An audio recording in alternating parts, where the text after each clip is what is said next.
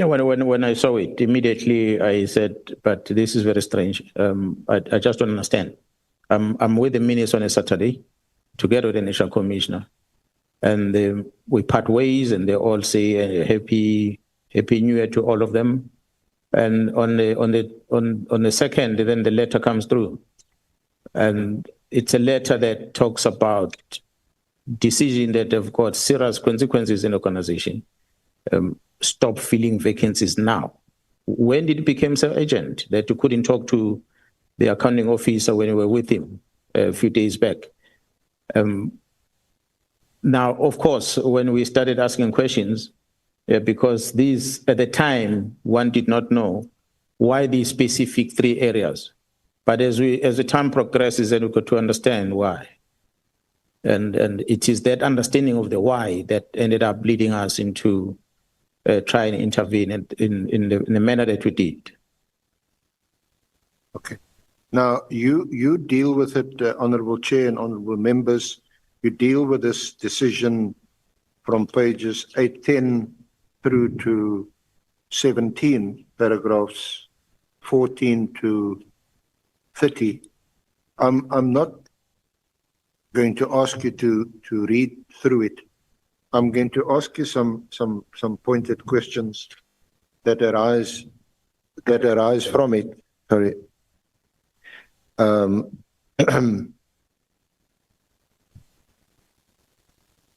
Is it correct that the minister had not received a single briefing from those in charge of the PKTT prior to the 31st of December, and in particular yourself and Lieutenant General Khumalo? Yeah, well, I know now after engaging both General Khumalo and the National Commissioner that they didn't brief him, but from my side, I knew that I had not briefed him to date. Okay. And between July 2024, when Minister Mkhunu was appointed by the President as Minister of Police, and 31 December 2024, there hadn't been any of this interministerial committee meetings that you had earlier described and referred to? No, definitely. There were no such meetings. You also saw the minister on the 28th of December 2024. What was that occasion? And at that occasion was Mr. Kabindi, Chief of Staff and Kabindi, with him?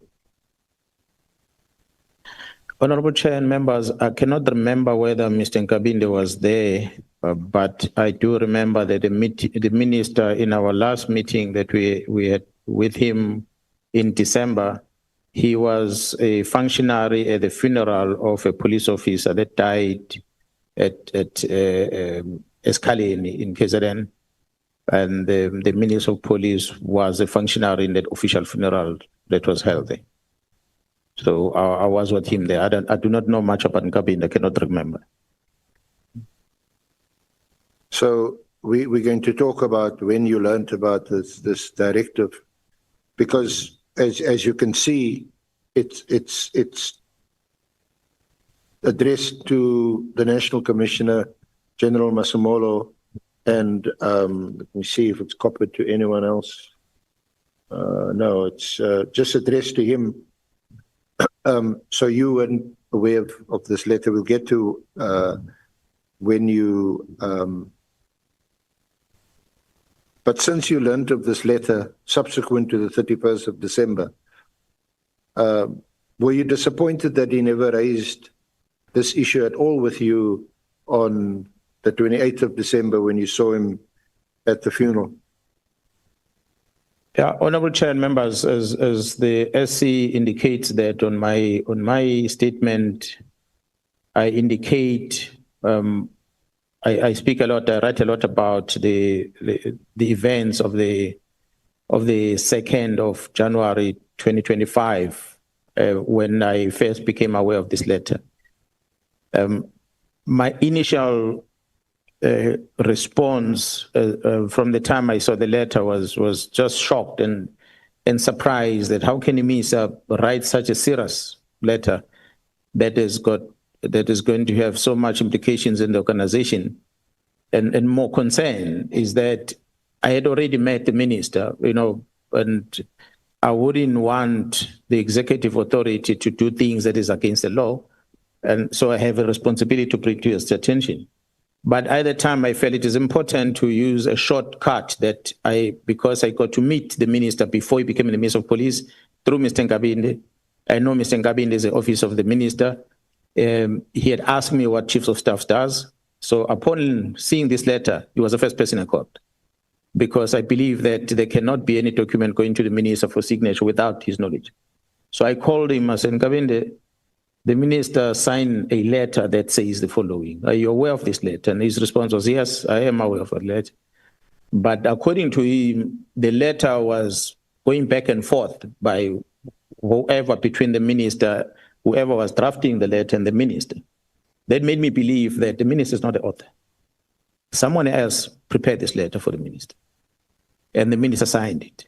Because Kabindi's response to me was, after the letter was signed, after it going back and forth, then he was pressured to make sure this letter is delivered at the Office of the National Commission on the 31st. So, and hence the letter was delivered. So this was from his words that made me believe that there's someone somewhere who influences the minister to do this. I think they will give in the minister wrong advice. I wanted to correct that. That's why I felt it's important for me to plead with Mr. Kabindi that, can you, Mr. Kabindi, if you are coming down to KZN, you must arrange a meeting between myself, you, and the minister so we can sit down and talk about the implications of this. Because if the minister will have a letter like this that says we are disestablishing a team, there's consequences that's going to come as a result. And one of the consequences is that the minister might be seen to be defeating the ends of justice, because we're literally saying that the investigations that are currently underway must stop immediately. And that is going to have serious consequences of the minister. So I wouldn't want the minister to get to this, because I saw a risk that the minister is going to be held liable for this decision. So I wanted to address it with the minister and give him advice, using Kabindi as a person that I know is close to the minister, and I got to see the minister for the first time through him. But unfortunately, it did not happen. So just to summarize, is it Kabindi who told you that the minister was in fact not the author of this letter? Is it Kabindi who told you that there was seemingly an exchange of drafts going back and forth before the letter was finalized? Is it that caused you to conclude that there was third-party involvement, whether it's one or more persons, we don't know, and also that made you conclude that this is not the minister's handwork, it's a third party involved? Yeah, well, it was his words when he said this letter has been going back and forth, but he did not say who is the author. When he said it's been going back and forth, being corrected, and after that, he was pressured to make sure the letter is submitted. From there, I concluded that someone else was behind this letter. And Kabindi had to facilitate it to send it to the minister for signature. Sorry, Honourable Chair, may my colleague be excused? We've got a 6 o'clock scheduled with... No, I have sanctioned that, Senior Counsel. Honourable members, Maria has to leave us because they have to conclude engagements with General Sibia. Thank you so much, Senior Counsel. You can thank you, Richard, and honourable members for the indulgence.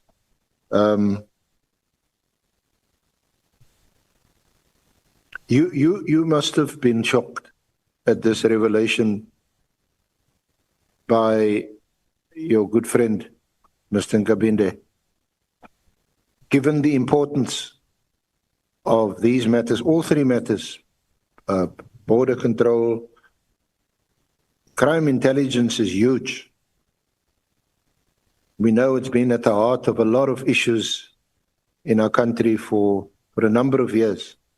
These are all important, critical issues. Now you hear there's been a back and forth. The minister may not have drafted the letter himself.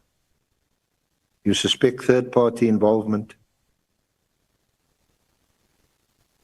Yeah, no, it was indeed a concern, but I must say, Honorable Chair and members, on the day when I became aware of this, I couldn't blame Kabindi on anything, because to me, he was honest to tell me that the letter was going back and forth, being corrected, and he was pressured to make sure that it's delivered at the Office of the National Commissioner. So I like to believe that, giving him a benefit of doubt, that on the day when this letter was drafted, and subsequent to it being forwarded to the Office of the National Commissioner, he perhaps had no role to play with regard to the content of the letter, except to do the administration processes of it. The problem then came on the following day. When the following day, this letter, or the content of my engagement with him, appeared in the social media somewhere, that I threatened the Minister of Police with arrest, and so forth, because I had said that if this is going to be implemented like this, the minister will be accused of crime, and that might end up bad towards the minister. So let's fix this. That was the exact same day when this letter was leaked. So unfortunately, the following day after talking to Mr. Kabindi, the conversation between me and him was twisted somehow in the social media, but it landed in the social media. So then we had a conversation the following day where he said to me, he believes his phone was somehow been tapped by someone was listening to our conversation and so forth. He did not share the conversation with anyone. So that's when I started asking myself questions about Kabindi himself. Because I'm engaging with him a day before, and the following day, our conversation is on social media. It made me realize that perhaps he's the one that leaked it. Honorable Chair and members, I then am not going to talk much about what I became aware of most recently, that indeed Kabindi was instructed to record me at the time. Instructed to record the conversation between me and him. So it means when I was talking to him, I was recording, and he would have shared that recording to someone. That's why that recording ended up in the social media the following day. But it was no mistake. Can we just clarify this? You don't have copies of what was on social media? No, I don't have it with me, but I can try and trace it. But there were a lot of, at the time, there were a lot of communication that was out there on the social media. But I can try and see if I can research. But I don't have anything with me here. Yeah, because what I think we would also like to know is whether what appeared on social media, is it actually exactly the same as what was recorded in your conversation with him allegedly? I can tell you, not all of it, but by and large, the conversation between me and him was there in the social media communication. And forgive me if I'm offside, just tell me or ignore the question.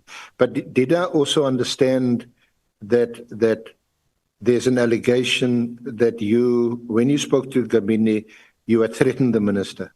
I was warning Kabindi that if this letter, with its content the way it is not withdrawn, and the work of the police in terms of investigation come to a halt as is directed by this letter, this is going to have consequences towards the minister. Because the minister has got no jurisdiction in stopping a criminal investigation that is running. So this letter is literally saying that this team must stop with immediate effect.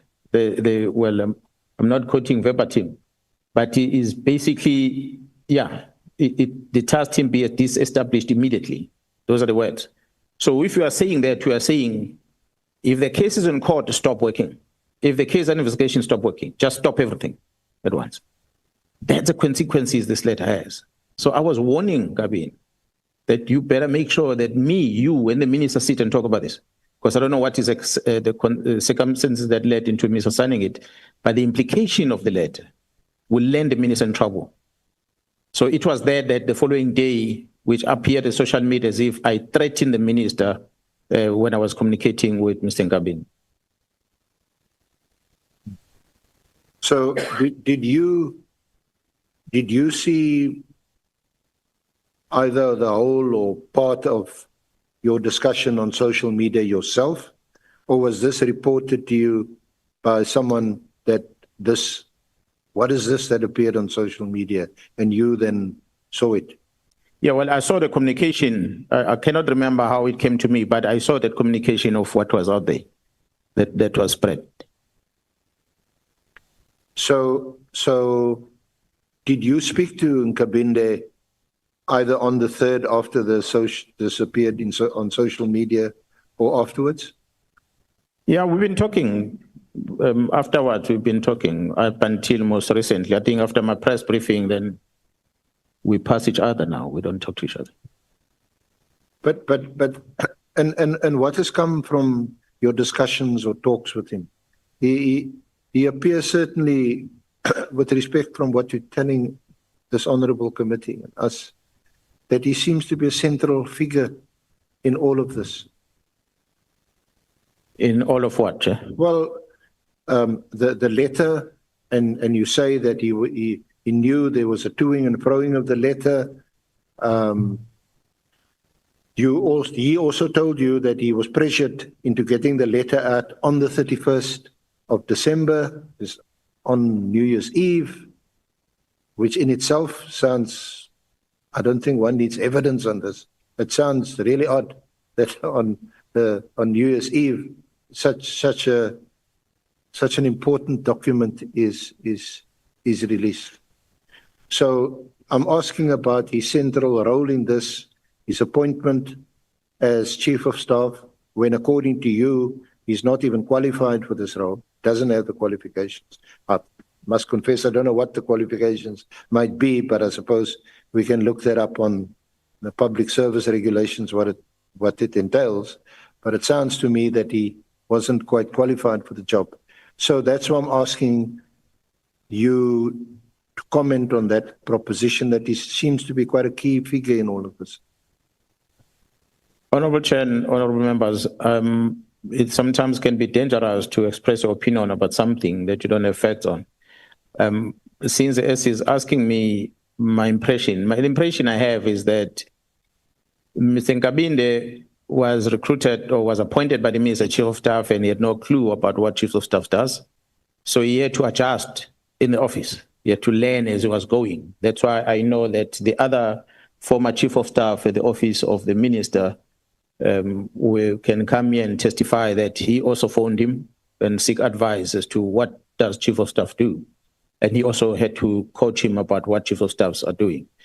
And so he had to adjust as you learn as he was going. And I think that's why even he started learning politics, because he was never a politician. So I see him today with T-shirts of political parties, which I don't think he even understands what it takes to be a politician. So he adjusted as he was going along to please his boss. Learning on the job. Yeah. Okay.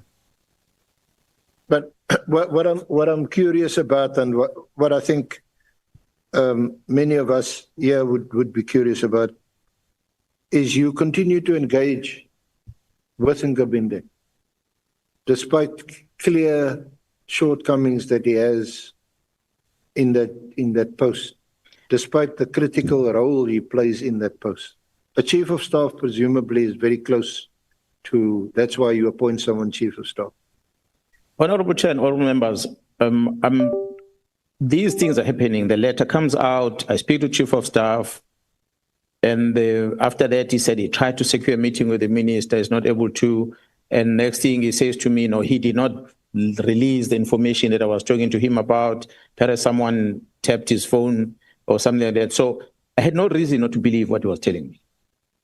So all the time, even when we meet in meetings, because the person I know, so we'll engage. As the time went by in this first 6 months of the year, I started getting more information about his role that he plays in some of the meetings, how vocal he becomes in some of the meetings, and which was strange to me, that, but he's got no role there. How does he become this vocal? So slowly then I started monitoring his social media and then WhatsApp status. Then I started realizing he's no longer the man that I knew he was, because, as I say, he's now a politician. He talks about politics and he displays T-shirts of political parties, rallies and all those things, which is now away from what the chief of staff is supposed to do. And that's when I started realizing that maybe is what I'm hearing about his involvement, about interfering with police work, might be true as the time progresses. Until such time that eventually we started picking up other evidence. I think when I went public on the 6th of July, the lines were drawn between me and him. So we never really engaged after that.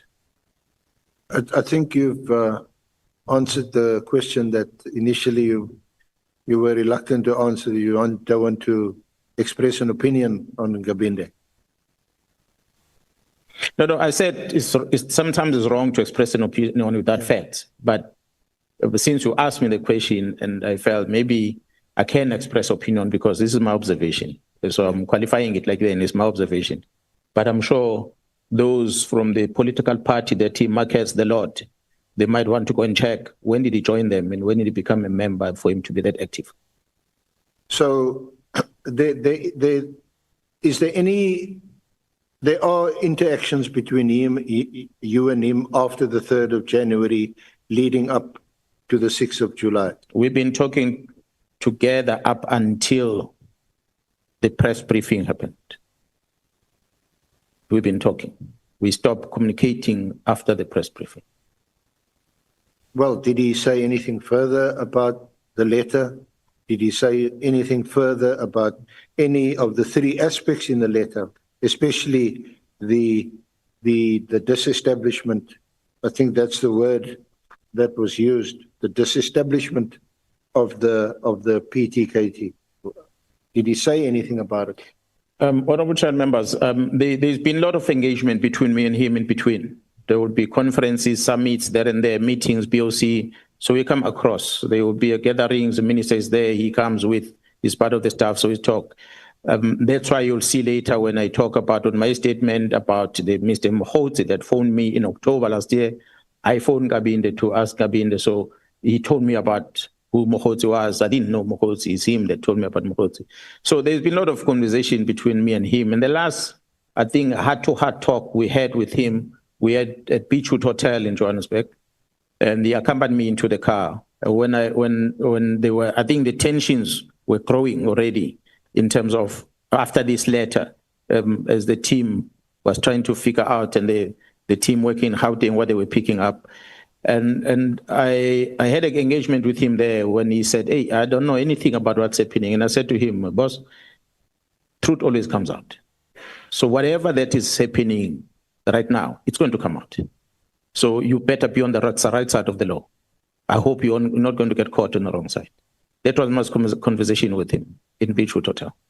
So that was a heart-to-heart talk. Other than that, we'll just meet and greet, hey, how's it? We just talk on the G. Nothing. Sure, I would do honestly.